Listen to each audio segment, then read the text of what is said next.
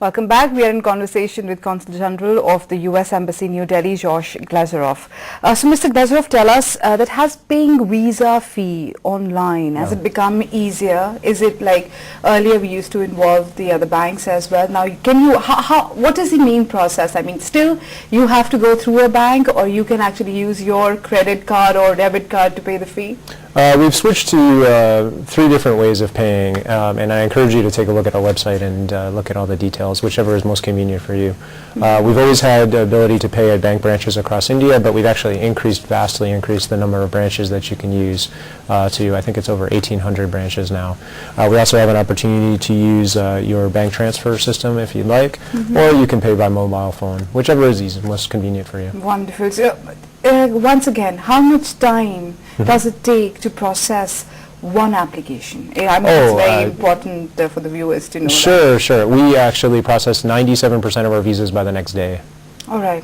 So in most cases, 97% of the time, you'll know at the interview, and we'll actually get the visa out of our office by the next day. So interview is mandatory. I mean, everybody has to appear for an interview. It's not going to happen just that they have actually filled an application, they have scanned and submitted their documents online, and you go through the documents and the visa is provided to you. It's not like that. That's an excellent question. We actually are trying our best to maximize the times when we don't actually need to interview you. There are many cases now where if you've had prior travel, you can actually qualify for what we call our interview waiver program, and then you can submit your passports and we don't actually need to see you again. And we hope that in the future that percentage will continue to grow and that more and more people can come in without actually seeing me, and we'll just need their passports and we can go ahead and give them a new visa. All right, there is another thing which is offline facilitation centers. That's now, right. Now, what are these centers all about? That's right. We've moved to a model where we actually are taking your photo and your fingerprints at an off-site location. Currently, these are just in our 5 metros where we have our facilities, so in Delhi, Mumbai, Hyderabad, Calcutta, Chennai. And the idea is that, like I said, for an increasing number of cases, we're hoping that you will never have to come see us. You won't actually have to interview again. You can just make sure that you've gotten your biometrics collected, your face and your fingerprints, and then we can issue the visas to certain people with never actually interviewing them at all. Right. Over time in India, we have a growing country with a lot of economic growth, and as the numbers of people increase applying for visas, we want to make it easier, make it faster, and reduce the number of people coming in actually to the office, because at some point it would just be too large a number. All right, let me put you in a fix. Why have you left Chandigarh out of this? I mean, your offline facilitation centers. I think you get maximum travelers from this region. Believe me, it's next on my list. It's a brand new system. We just put it in last week, so this was a kind of a phase 1, and I'm hoping that in the next phase, Chandigarh would certainly be my first choice for next place. Yeah, all right. So why must this? You have said that they have to take the biometric this thing, and they can actually skip the interview thing as well. There's a certain percentage of people, yes. Right. So will they also see your documents? I mean, usually what happens is if you apply for UK, they have such centers where you bring your whole documents. They go through your documents and your other certificates, and your biometric is also taken there, your picture is also taken there, and an application is packed in a packet and it's sent to New Delhi. So is it also the same, a little bit similar kind of a thing? Very similar, but as I said, in most cases we don't require any documents, and I'd encourage people just not to worry about documents, just to come and see us, or in this case, just to take your biometrics and then go ahead and submit the application. We've tried to put everything online that we need, meaning you fill up the form, you pay the fee, you take your appointment, and that's it. I don't need to see any papers. I think for those people who have actually traveled earlier, it's going to be easier for them. Much easier, but even for most travelers, most people who are coming, tourism, business travelers, we just don't require any papers at all. All right. Another question. There used to be time about a decade ago or 2 decades ago that US used to be a favorite destination for travelers. These big countries, US, Canada, Australia, but now there are small countries which have popped up on the tourism map. So you have seen a drop in the visitors, or you have seen the rise in the visitors? Increase every year. India's last year was over 6 lakh visitors to the US, and the numbers just continues to rise every every year. Okay. By a huge percentage every year, actually. All right, Yeah. great. Yeah. So does one need to pay an additional fee for your offline facilitation center if they have to? No, it's all contained in one fee right now. It's actually simplified from the past. In the past, we had slightly different fee structure. This actually makes things a lot more straightforward. Right, but visiting the center is compulsory for your biometric, or you can straight away go to New Delhi as well after taking an appointment? Again, it depends a little bit on your own situation, so I'd encourage you to take a look at our website, or you can phone to our call center and ask questions about your particular scenario. Okay, great. Okay, now who must go to the to this offline facilitation center? If I have to apply today, Yeah. I already have a previous, visa of some another country. If I have to apply, do I need to go to the center or just apply online? I just want to understand this. Sure. Apply online and take an appointment and Yes. go and visit you guys in New Delhi. Most people will have to do that at least once, that they'll have to make two steps, two stops, meaning you yourself, if you haven't applied for the U.S. before, you'll fill out the form, you pay the fee, you'll come see us at our biometric collection center, and then you'll come see us and interview maybe the next day.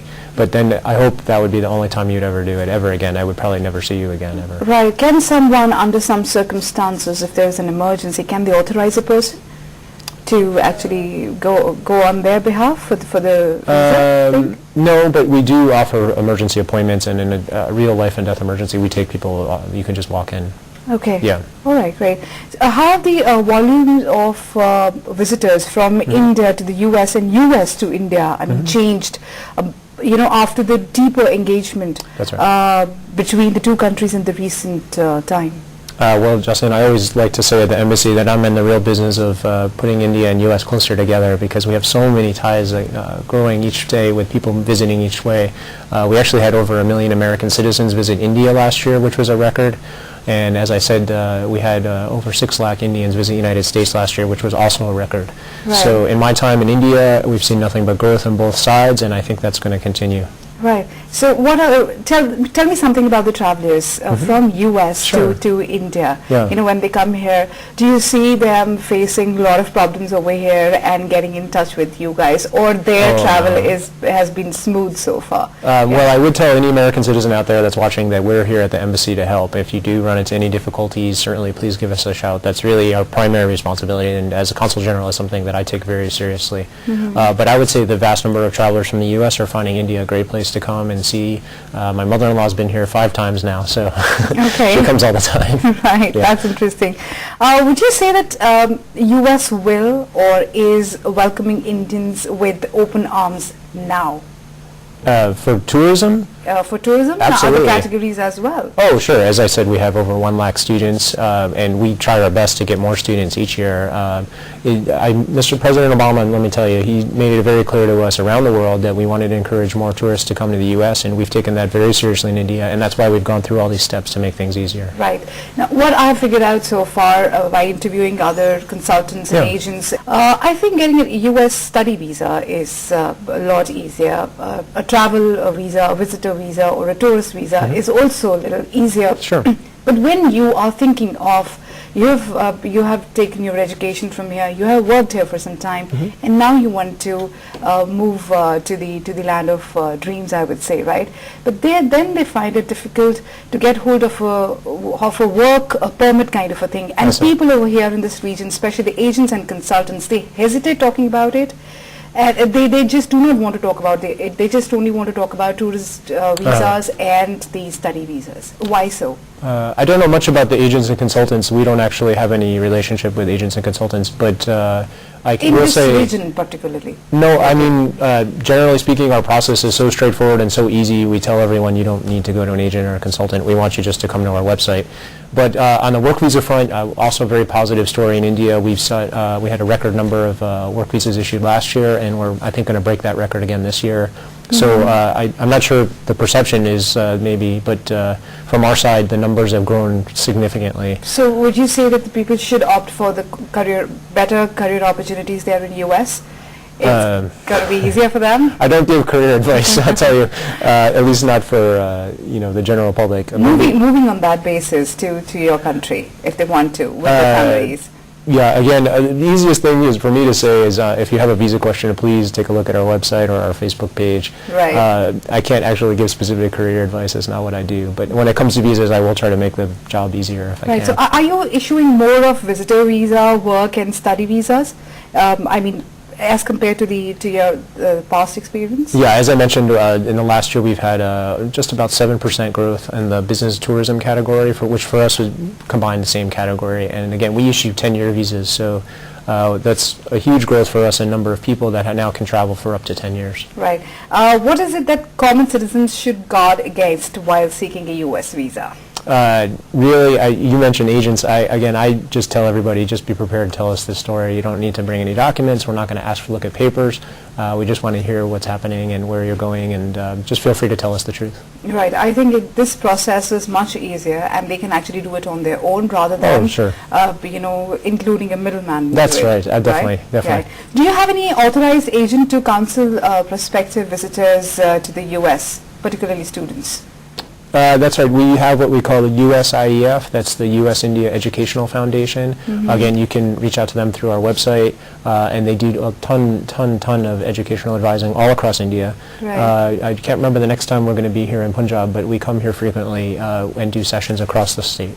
Okay, great. So what are the opportunities for students looking to study, at the graduate and postgraduate level in the U.S.? And this region is full of such students. Sure.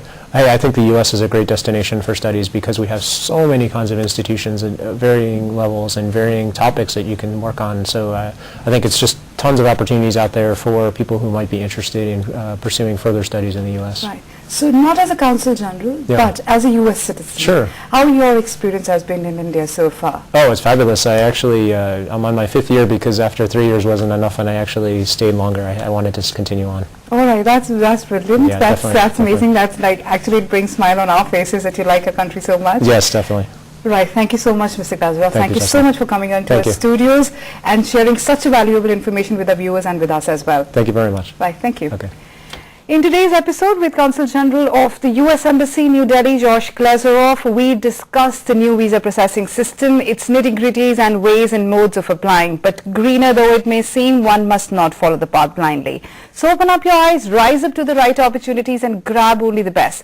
That's all from everybody here. Keep dreaming, for you are ready to fly and fly high. And do not forget to write to us at editor@dayandnightnews.com.